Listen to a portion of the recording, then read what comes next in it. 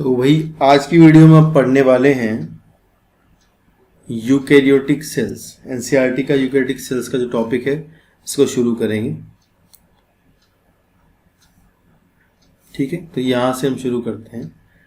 यहाँ लिखा है कि the eukaryotes include all the protist plant animal and fungi. तो ये आपको विटेकर्स के 5 किंगडम क्लासिफिकेशन से पता चल गया था कि protista, plant animal and fungi जो होते हैं वो सारे के सारे क्या होते हैं, यूकैरियोट्स होते हैं। ठीक है, इन यूकैरियोटिक सेल्स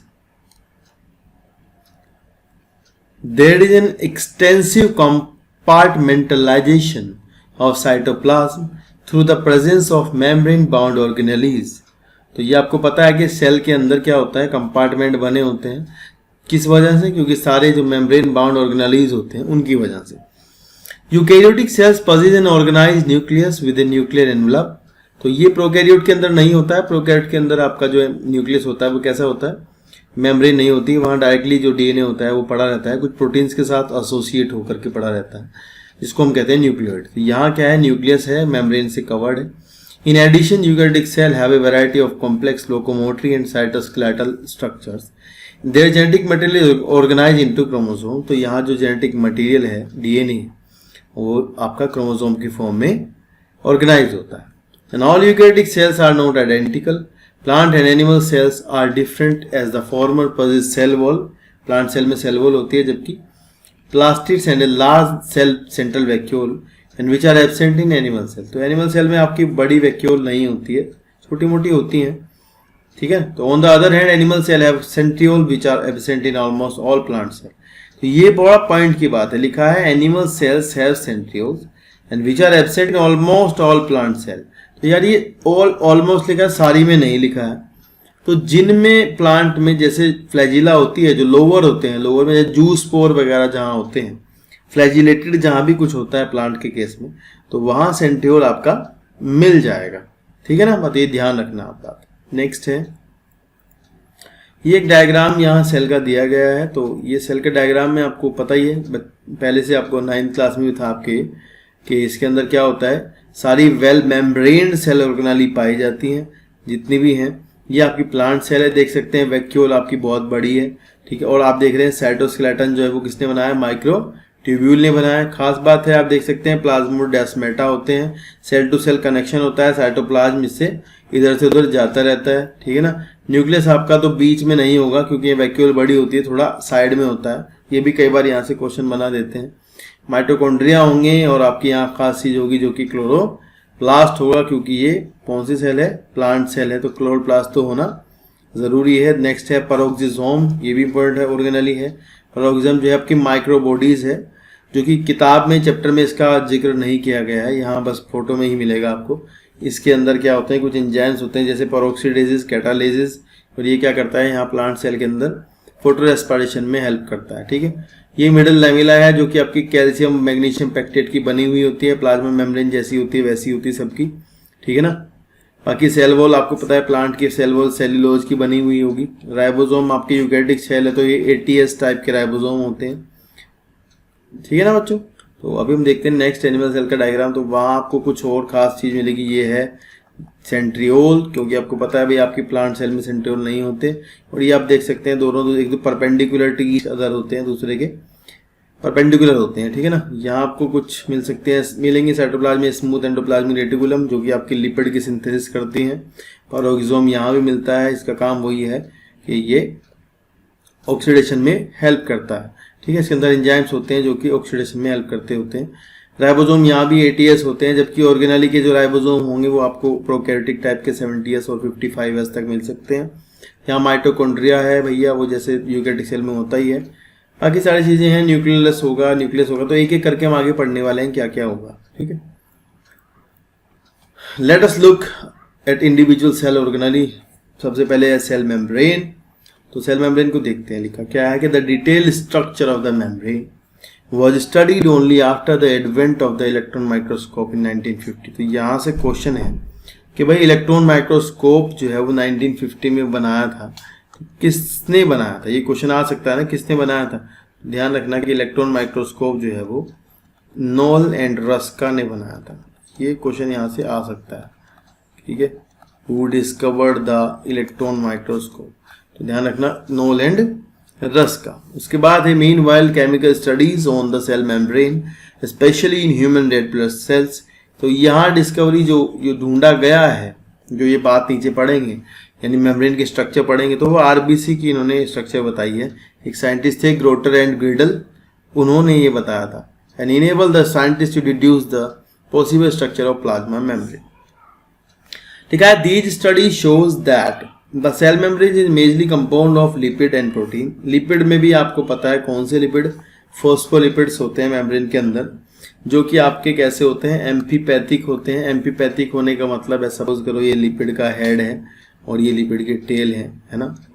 तो इसी में क्या होता है कि जो आपका हेड होता है वो कैसा होता है, हाइड्रोफिलिक होगा, वाटर लविंग होता है, और ये टेल्स होते हैं दे आर हाइड्रोफोबिक, ठीक है, यानी वाटर हीटिंग है। तो ये ध्यान रखना, इस तरह के जो मॉलिक्यूल होते हैं इनको बोलते हैं एम्फीपैथिक होते हैं।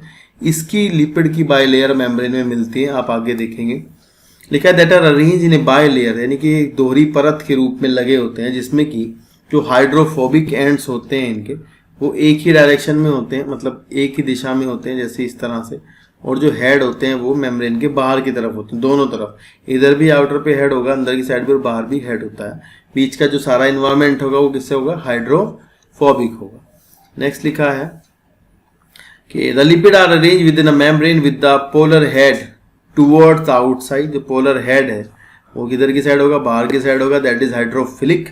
एंड द हाइड्रोफोबिक टेल्स कहाँ होंगी, सेंट्रल वन, सेंटर की तरफ होंगी। This ensure that the non polar tail of saturated hydrocarbons is protected from the aqueous environment.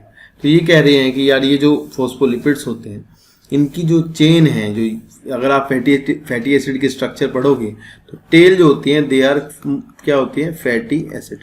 तो मोस्टली क्या होती है, फैटी एसिड ही होती है। अब फैटी एसिड जो होता है यार वो ऐसा होता है कि उसके एक साइड पे COOH यानी कार्बोक्सिलिक एसिड, उसके बाद यहाँ क्या होगा, एक एंड इसका कार्बोक्सिलिक होता है, दूसरा यहाँ मिथाइल होता है।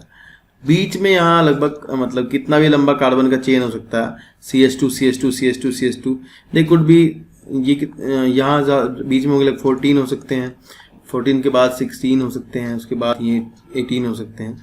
ये लिखा है इन्होंने, यहाँ पे लिखा है कि भाई हाइड्रोकार्बन चेन। तो आपको ध्यान रखना होगा कि हाइड्रोकार्बन चेन का मतलब ये किसकी बात कर रहे हैं, फैटी एसिड की बात कर रहे हैं, ठीक है ना। वो भी कैसे कह रहे हैं, सैचुरेटेड। ध्यान से देखना, सैचुरेटेड कहने का मतलब हुआ है कि जो फैटी एसिड की जो चेन होगी ना उसके बीच में डबल बॉन्ड नहीं होगा, वो ऐसी होगी, मतलब सीधा, ठीक है, इस तरह से। तो सपोज अगर इस तरह यहाँ डबल बॉन्ड आ जाए तो इसका मतलब ये होता है कि भाई आपकी जो चेन है वो अनसैचुरेटेड है, ठीक है ना। तो अनसैचुरेटेड फैटी एसिड जो है वो ऑयल्स में मिलते हैं, आपको फ्लूइडिटी आ जाती है वहाँ पे थोड़ी ज़्यादा। लेकिन सैचुरेटेड कैसे होते हैं, जिनमें कोई डबल बॉन्ड और ट्रिपल बॉन्ड नहीं होता है। तो यहाँ कैसे है, इन्होंने कहा कि non polar tail of saturated. तो ध्यान रखना भाई, सैचुरेटेड वर्ड। नेक्स्ट है hydrocarbon is protected from the aqueous environment in addition to phospholipid membrane also contain cholesterol. तो मेम्ब्रेन के अंदर क्या होता है, कोलेस्ट्रॉल होता है, वो स्टेबिलिटी बनाए रखने के लिए होता है। मेम्ब्रेन की जो स्टेबिलिटी है वो बनाता है cholesterol. And the lipid component of the membrane mainly consist of phosphoglycerides. तो फॉस्फोग्लिसराइड्स होने का मतलब ये है कि जो आपका लिपिड का कंपोनेंट है, सपोज करो ये लिपिड का कंपोनेंट है, इसके बाहर क्या होता है, कुछ कार्बोहाइड्रेट ऐसे अटैच होते हैं। तो अभी हम क्या बोलेंगे, दे आर फॉस्फोग्लिसराइड्स, ठीक है ना। नेक्स्ट है later biochemical investigations clearly revealed that the cell membrane also possess protein and carbohydrate. तो उनके अंदर प्रोटीन और कार्बोहाइड्रेट भी मिलते हैं। And the ratio of protein and lipid varies considerably. तो यहाँ इन्होंने रेशियो बताया, यार रेशियो में आपको ध्यान रखना है, भूलना नहीं है। 52% प्रोटीन बताई है और 40% लिपिड। हर जगह ही अलग अलग होता है, लेकिन फिर भी प्रोटीन की मात्रा ज़्यादा ही होती है एज कम्पेयर टू लिपिड। लिखा है depending on the ease of the extraction membrane protein can be classified as integral and peripheral. Protein जो है दो तरह की होती है, एक बाहर की तरफ लगी हुई सरफेस तक होती है और कुछ उसके आर पार होती है मेम्ब्रेन के। तो peripheral protein lie on the surface on the membrane while the integral protein are partially, या तो पूरा डूबा हुआ ही होंगी उसमें और या फिर टोटली अंदर बरीड होंगी। यहाँ जो मॉडल आपको दिखाया गया है मेम्ब्रेन का जो आप देख रहे हैं, ये आपका भैया फ्लूइड मोज़ेक मॉडल है ना। फ्लूइड मोज़ेक मॉडल जो सबसे हिट यही मॉडल था। तो ये क्वेश्चन आपसे पूछ लेते हैं कि आपका जो फ्लूइड मोज़ेक मॉडल है ये किसने दिया था, है ना। तो आपका जो फ्लूइड मोज़ेक मॉडल है भाई वो आपके सिंगर एंड निकोलसन साइंटिस्ट थे, उन्होंने दिया था, ठीक है, सिंगर एंड निकोलसन। तो इसमें क्या दिया था, इन्होंने कहा था कि लिपिड की बाइलेयर होती है ना, उसमें प्रोटीन आर पार धंसी होती हैं जैसे आप देख सकते हैं, और उसमें सरफेस प्रोटीन्स भी लगी होती हैं। जो सरफेस पर होती हैं दे आर पेरिफेरल प्रोटीन्स, और जो पूरा आर पार होती हैं दे आर इंटीग्रल प्रोटीन्स, और we can say they are intrinsic proteins, ठीक है। कैसे हो सकते हैं, इंट्रिंसिक भी कहते हैं इन्हीं कोई। और आप यहाँ देख सकते हैं कि बाहर एक ही साइड दिखेगा आपको, ये बाहर दिखेगा, बाहर की साइड आप देख सकते हैं कि जो आपका जो प्रोटीन है या फिर आपके जो लिपिड है उनके साथ आपको कुछ ये स्ट्रक्चर दिख रही है वो लगी हुई इस तरह की। यार ये क्या है, ओलिगोसैकेराइड्स हैं। ओलिगोसैकेराइड्स यानी कार्बोहाइड्रेट्स हैं जो आपकी मेम्ब्रेन के साथ लगे हुए हैं बाहर की साइड में, इधर नहीं है, देखो अंदर नहीं है। तो इसी वजह से भी आपकी जो मेम्ब्रेन होती है वो एसिमेट्रिक होती है। कैसी होती है, अगर कहीं पर आपको ये मिले कि भाई मेम्ब्रेन जो है वो आपकी एसिमेट्रिक होती है तो आप बोलेंगे यस मेम्ब्रेन एसिमेट्रिक होती है। दूसरी बात है कि कोलेस्ट्रॉल आपका स्टेबिलिटी बनाता है, और यहाँ ये बाहर ओलिगोसैकेराइड होने का मतलब क्या है, ये मतलब है कि ये सेल्फ और नॉन सेल्फ के रिकॉग्निशन में हेल्प करती हैं। मतलब कि जब आपका, जैसे आपकी जो सेल होगी, आपकी सेल की जो मेम्ब्रेन होगी, उस मेम्ब्रेन पर जो कार्बोहाइड्रेट होगा वो कुछ और होगा, और जो दूसरे की पर होगा थोड़ा वो चेंज होगा।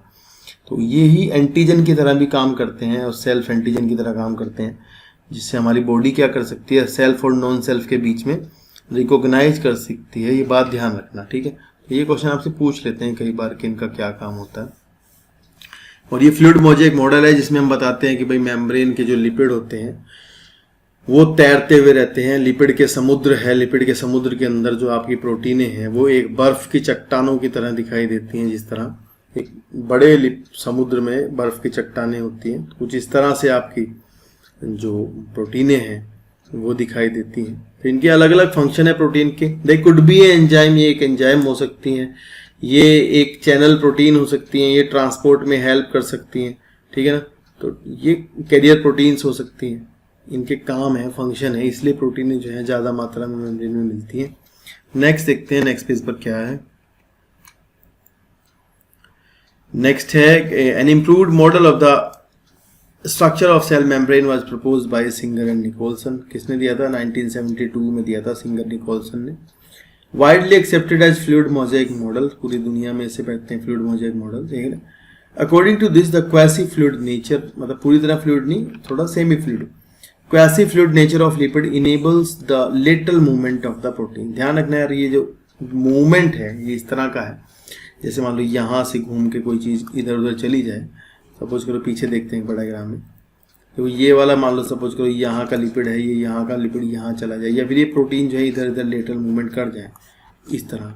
तो प्रोटीनें क्या है कि समुद्र में है, तैरती रहती हैं, इधर उधर जाती रहती हैं, मूवमेंट कर सकती हैं लेटरल, और आपका लिपिड कर सकते हैं। अगर अच्छा स्टैंडर्ड बुक में पढ़ोगे तो आपको मिलेगा कि आपका जो लिपिड प्रोटीन जो है वो फ्लिप फ्लॉप मूवमेंट भी करते हैं, यानी लिपिड इधर का लिपिड इधर आ सकता है, इधर का लिपिड इधर उधर की साइड जा सकता है। तो ये फ्लिप फ्लॉप मूवमेंट होता है। एनसीईआरटी इसको मना कर रही है लेकिन हो जाता है, ठीक है। नेक्स्ट पेज पर देखते हैं एक बार। लिखा है कि यहाँ के within the overall bilayer this ability to move within the membrane is measured as fluidity. तो ये फ्लूइडिटी कैसे देखते हैं कि भाई कितनी प्रोटीनों का लेटरल मूवमेंट हो रहा है, तो फ्लूइडिटी है। And the fluid nature of the membrane is also important from the point of view function like cell growth में हेल्प करती है, formation of intercellular junctions, secretion, endocytosis और सेल डिवीजन, ठीक है ना। तो ये इसकी फ्लूइडिटी के फंक्शन है, वो हेल्प करती है इसकी वजह से। नेक्स्ट है one of the most important function of the plasma membrane is the transport of molecule across. तो इसका मेन काम क्या है कि यही है कि ट्रांसपोर्ट में ये हेल्प करती है, ठीक है ना। इसी से होकर कुछ चीज़ें जाती हैं, इसी से होकर आती हैं। तो ये आपकी मेम्ब्रेन सेलेक्टिवली परमेबल होती है, मतलब जिसको चाहिए वो ये अंदर ले, जिसको नहीं चाहिए ना ले, ठीक है। तो the membrane is selectively permeable, देखो यहाँ लिखा है selectively. It could B semi permeable, it could B permeable for any substance और इम्परमेबल फॉर एनी सब्सटेंस। तो ये डिपेंड करता है कि सेल को चाहिए क्या होता है और किस तरह के सिग्नल्स आए हुए हैं, वो बात करती है। And to some molecule present on the either side of it, many molecule can move briefly across the membrane without any requirement of the energy। तो यार इस तरह का जो ट्रांसपोर्ट है, सपोज करो हम दिखाते हैं, बोले यहाँ एक हमारी मेम्ब्रेन है, ये मतलब ओह माय गॉड, ये मेम्ब्रेन है एक जो कि बाइलेयर है, सब बाइलेयर ही बना लेते हैं। तो यहाँ क्या है कि अगर कुछ डायरेक्टली इसके मेम्ब्रेन के आर पार आ जा रहा है तो वो एक तरह का पैसिव डिफ्यूजन है। डायरेक्टली पैसिव डिफ्यूजन का मतलब होता है, पैसिव ट्रांसफर का मतलब है कि इधर इस सब्सटेंस की हाई कंसंट्रेशन है और इधर इसकी लो कंसंट्रेशन है, तो हाई कंसंट्रेशन से लो आ रहा है तो इसको बोलेंगे अपन passive transport without the involvement of energy. तो ये ध्यान रखना। और लेकिन इसमें अगर मान लो ये सब्सटेंस आपका पोलर है, चार्ज्ड है और जो मेम्ब्रेन के आर पार नहीं जा सकता है, तो इसमें आपको कुछ प्रोवाइड कराना पड़ेगा, दैट इज फैसिलिटी, कि कोई फैसिलिटी हो, रास्ता हो जहाँ से चला जाए। भले ही ये हाई कंसंट्रेशन से लो जा रहा है, तो जब भी हाई टू लो जाएगा तो हम कहेंगे तो पैसिव ट्रांसपोर्ट ही, और अगर लो टू हाई जाएगा तो हम कहेंगे एक्टिव ट्रांसपोर्ट। तो देखिए क्या बताना चाह रहे हैं, ये कह रहे हैं कि भाई they are saying like this कि many molecule can move briefly across the membrane without any requirement of energy and this is called passive transport। तो बिना एनर्जी के जो जाएगा उसको बोलते हैं पैसिव ट्रांसपोर्ट, ठीक है ना। एक और बात इसको बोलते हैं यार, वो ध्यान रखना आपको, उसको बोलते हैं अकॉर्डिंग टू कंसंट्रेशन ग्रेडियंट, ठीक है। तो जो है जो ऐसे जा रहा है, मतलब हाई टू लो जा रहा है ना, तो वो अकॉर्डिंग टू कंसंट्रेशन ग्रेडियंट जा रहा है, और अगर कोई ऐसे नहीं जा रहा है तो वो उसके उल्टा जा रहा है, तो वो अगेंस्ट द कंसंट्रेशन ग्रेडियंट है। तो ध्यान रखना है, अगेंस्ट द कंसंट्रेशन ग्रेडियंट जब भी बात होगी तो एक्टिव ट्रांसपोर्ट की बात होगी, पैसिव की नहीं होगी। फिर लिखा है न्यूट्रल सोल्यूट में मूव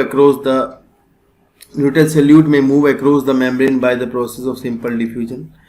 तो न्यूट्रल जो होंगे वो तो डायरेक्टली सिंपली डिफ्यूज हो सकते हैं, डायरेक्टली जा सकते हैं, जिन पे कोई चार्ज ही नहीं है वो along the concentration gradient यानी passively diffuse होंगे, and that is from higher concentration to the lower।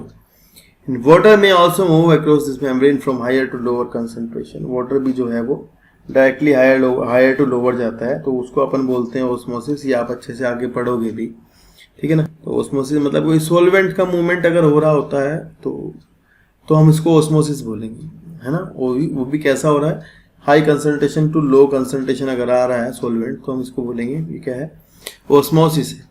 As the polar molecule can not pass through the non polar lipid bilayer. तो पोलर जो जिन पर कोई चार्ज है यार, वो चार्ज वाले तो डायरेक्टली जा नहीं सकते हैं ना, क्योंकि उनको क्या प्रॉब्लम होगी कि जो सेंट्रल का माहौल है, मतलब यहाँ जो मेम्ब्रेन के बीच का जो माहौल है वो सारा का सारा हाइड्रोफोबिक है, तो वही हाइड्रोफोबिसिटी में से तो नहीं जा पाएंगे। अब वो बाहर सरफेस तक आकर रुक जाते हैं, तो फिर उसके बाद उन्हें कुछ चाहिए होता है फैसिलिटी, कि जिसकी वजह से वो आर पार चले जाएं। तो यहाँ बहुत कम इन्होंने एनसीईआरटी ने इसको डिस्कस किया है मेम्ब्रेन को, मतलब ट्रांसपोर्ट को। तो ट्रांसपोर्ट आप आगे जाकर पढ़ोगे चैप्टर में। फिर भी हम यहाँ बता देते हैं कि भाई मान लो अगर हमारी ये मेम्ब्रेन की लेयर है, बाई लेयर बना देते हैं, ठीक है। तो यहाँ पर तो कुछ प्रोटीनें जो होती हैं वो क्या करती हैं, इसके बीच में से ऐसे चैनल बना देती हैं, ठीक है, like this. They provide a channel. उस चैनल से होकर के क्या होता है कि किसी सब्सटेंस को अगर आना होता है, मान लो कोई चार्ज पार्टिकल है, इसके ऊपर क्या है, कुछ चार्ज है, तो वो चार्ज पार्टिकल क्या करेगा, यहाँ से जो इसका इन्होंने इन्वायरमेंट दिया है, जो प्रोटीनें होती है ना यहाँ पर, ये प्रोटीनें कुछ ऐसे एमिनो एसिड्स की टेल देती हैं यहाँ पर, जिससे कि यहाँ इन्वायरमेंट जो है वो हाइड्रोफोबिक नहीं रहता है, बदल जाता है और अंदर की साइड पे, और ये जो आपका पार्टिकल है ये आराम से इधर आ जाता है घूम के ऐसे, ठीक है। तो इसको ये जो चैनल जो प्रोवाइड किया गया है, ठीक है, ये अलग अलग तरह के चैनल्स होते हैं, ठीक है। लिगेंड गेटेड चैनल होते हैं, वोल्टेज गेटेड चैनल होते हैं, वोल्टेज से खुलते हैं, लिगेंड से खुलते हैं, स्पेसिफिक चैनल्स होते हैं, ठीक है नहीं। तो इनसे होकर आगे हैं चैनल से जो भी कुछ सब्सटेंस इधर आ सकता है आराम से। तो यहाँ हमने क्या प्रोवाइड कराई है, एक फैसिलिटी दी है कि तुम यहाँ से आओ, जबकि हम ये कह सकते हैं कि वो अपनी हाई कंसंट्रेशन से लो ही आया है ना। अगर हम ऐसे करें तो आया तो वो हाई टू लो ही है, यानी आया तो वो कंसंट्रेशन ग्रेडियंट के अकॉर्डिंग ही आया है, लेकिन उसमें भी हमने एक फैसिलिटी प्रोवाइड करा दिया। तो ये हम कह सकते हैं कि ये फैसिलिटेटेड डिफ्यूजन है। क्या है, फैसिलिटेटेड डिफ्यूजन है। तो बाद में इसको जाकर अच्छे से पढ़ने वाले हैं, आगे चैप्टर आएगा प्लांट वाटर रिलेशंस का। यहाँ लिखा है as the polar molecule can not pass through the non polar lipid bilayer, they require a carrier protein, है ना। कैरियर प्रोटीन चाहिए होती है जो फैसिलिटी प्रोवाइड कराती है देयर ट्रांसपोर्ट के लिए across the membrane. And few ions और molecule are transported across the membrane against their concentration gradient. तो कुछ जो होते हैं वो अगेंस्ट द कंसंट्रेशन ग्रेडियंट जाते हैं, यानी लो टू हाई जाते हैं। तो जब भी ऐसी बात हो लो टू हाई जाने वाली, तो वहाँ मेम्ब्रेन के अंदर ना, ये मेम्ब्रेन होती है, इस मेम्ब्रेन के अंदर कुछ स्पेशल चीज होती है, उसको बोलते हैं पंप। क्या बोलते हैं? सपोज करो यहाँ हम बोलने बोले यहाँ पर एक क्या लगा हुआ है, पंप लगा है। Pump is a protein also है ना, पंप भी क्या है, प्रोटीन ही है। वो क्या करती है, सब्सटेंसेस को लो कंसंट्रेशन से हाई भेजती है, ठीक है। तो इसमें क्या लगती है, एनर्जी खर्चा होती है। तो एनर्जी खर्चा हो रही है, यानी एटीपी का खर्चा होता है। तो जब खर्चा होता है तो लो टू हाई जाता है, और इस तरह का जो ट्रांसपोर्ट होता है इसको कहते हैं एक्टिव ट्रांसपोर्ट। क्या कहते हैं? Active transport. तो भाई एक्टिव ट्रांसपोर्ट ध्यान रखना, लो टू हाई होता है, पैसिव होता है हाई टू लो। और यहाँ देखो इसमें भी हम क्या दे रहे हैं, फैसिलिटी प्रोवाइड करा रहे हैं। लो टू हाई जाने में हमने क्या लगाया, मेम्ब्रेन के अंदर पंप लगाया है। तो ये थोड़ा ध्यान रखना आप लोग बात। फिर नेक्स्ट है, such a transport is energy dependent process and in which ATP is utilised and is called active transport. तो क्या बोलते हैं, एक्टिव ट्रांसपोर्ट। ये सोडियम पोटेशियम पंप है भाई। ये सोडियम पोटेशियम पंप आपको कहाँ पे मिलेगा, लगा हुआ वहां पर मिलता है, जो होता है हमारा एक्सोन, जो होता है ना, एक्सोन की मेम्ब्रेन होती है। तो वहां पर हम, ये चैप्टर में आएगा बाद में आप पे ना, कि भाई ये कहाँ पर लगा हुआ होता है, तो ध्यान रखना है इसको ना। तो ये होता है वहाँ एक्सोन की मेम्ब्रेन में, जिसमें क्या होता है, सवाल जब भी इसका आएगा तो मैं थोड़ा बता ही देता हूँ क्वेश्चन क्या है। क्वेश्चन ये आएगा कि इसमें 3 सोडियम अंदर से एक्सोन से, एक्सोप्लाज्म से बाहर जाते हैं, और बदले में 2 पोटेशियम अंदर आते हैं एक्स्ट्रा सेलुलर फ्लूइड से एक्सोप्लाज्म में। ये तो है क्वेश्चन जो पूछता है पेपर में।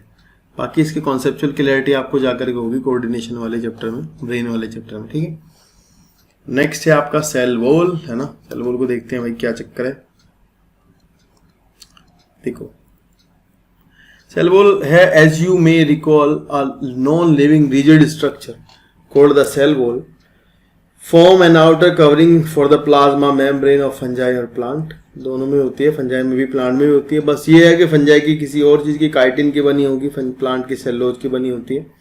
Cell wall not only gives shape to the cell and protect the cell from mechanical damage of infection, it also has been cell to cell integration and provide barrier to undesirable macromolecules। तो यार ये जो सवाल है ये medical में आता है यहाँ से ना, कि भाई provide barrier to undesirable macromolecules. तो आप क्या पढ़ते हैं, जब हम पढ़ते हैं तो ऐसे पढ़ते हैं कि भाई मेम्ब्रेन जो होती है, वो सॉरी सेल वॉल जो होती है, दैट इज फ्रीली परमिएबल, है ना।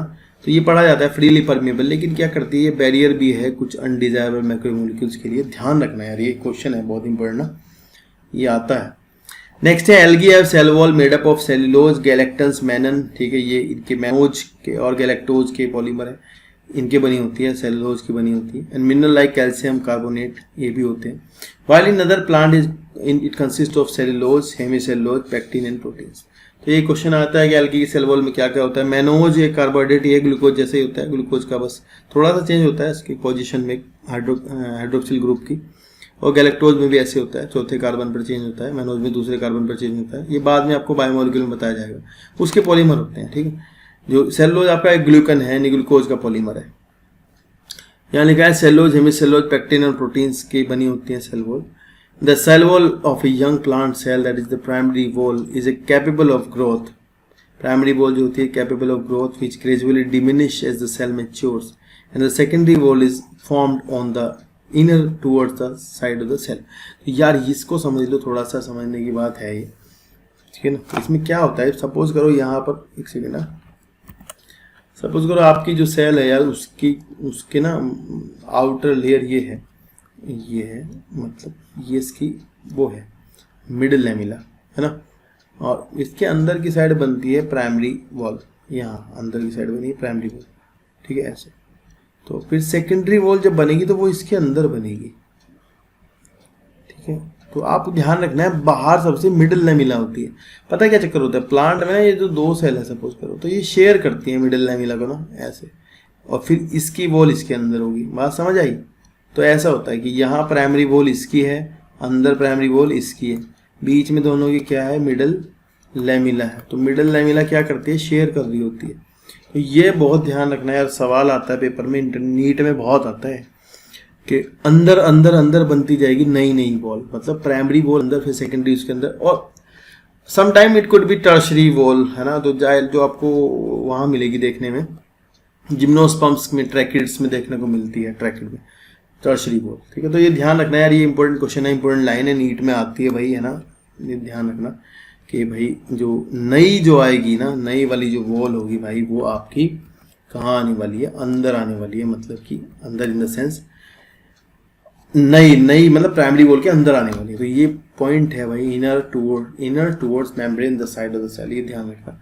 लिखा था middle lamella is layer mainly of calcium pectate. Middle lamella जो आपकी किल्स की बनी होती है, कैल्शियम पैक्टेट की बनी होती है, विच होल्ड्स और glues the different neighbouring cells together. ये दोनों सेल को बीच में जोड़ के रखती है। And the cell wall and middle lamella may be traverse by plasmodesmata. तो ध्यान रखना इनके बीच में क्या होता है, अभी ऊपर डायग्राम में देखा था, प्लाज्मोडेस्माटा होते हैं लाइक दिस, इनके बीच में कनेक्शंस होते हैं। तो ये प्लाज्मोडेस्माटा, ये सवाल आता है कौन बनाते हैं, तो आपको ध्यान रखना है कि एंडोप्लाज्मिक रेटिकुलम बनाती है उसको। तो इसको यहाँ पर अपन बोलते हैं डेस्मोट्यूब्यूल्स, है ना, जो इसके अंदर होते हैं कनेक्शंस। तो यहाँ जो मेम्ब्रेन होती है उसको डेस्मोट्यूब्यूल बोलते हैं। ये किसने बनाई होती है, एंडोप्लाज्मिक रेटिकुलम ने। तो सवाल ये आता है कि प्लाज्मोडेस्माटा फॉर्म कौन करता है, तो बता देना भाई, एंडोप्लाज्मिक रेटिकुलम फॉर्म करती है। लिखा है which connect the cytoplasm of neighbouring cells, यानी दो सेल का जो साइटोप्लाज्म होता है वो कनेक्ट हो जाता है इससे। ठीक है ना। तो यहाँ तक की वीडियो में आज तुम इतना पढ़ो भाई, इसके बाद नेक्स्ट वीडियो हमारी आएगी, उसमें हम देखेंगे एंडोमेम्ब्रेन सिस्टम्स को, पूरे को एक ही बार में देखेंगे, एंडोमेम्ब्रेन सिस्टम।